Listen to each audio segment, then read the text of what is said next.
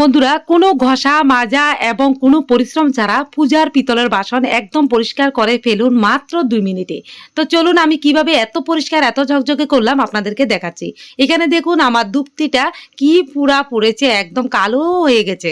তো চলুন আজকে আমি কিভাবে এত পরিষ্কার করলাম পরিশ্রম ছাড়া। তো এখানে দেখুন আমি কিছু জল বসিয়ে দিলাম একটা বলের মধ্যে, আর কিছু লেবু কেটে দিলাম। তো এখানে 2টা লেবু কেটে দিলাম, আর দিয়ে দিলাম 1 চামচ ভিনিগার, আর দিয়ে দিলাম 1 চামচ ছোটা।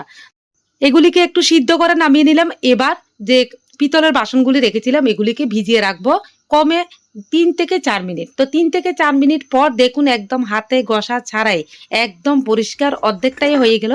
তো এখন কিছু মাজনি দিয়ে আমি একটু সার্ফ এক্সেল দিয়ে মাজে নিলাম। দেখুন কি সুন্দর পরিষ্কার ঝকঝকে হয়ে গেল।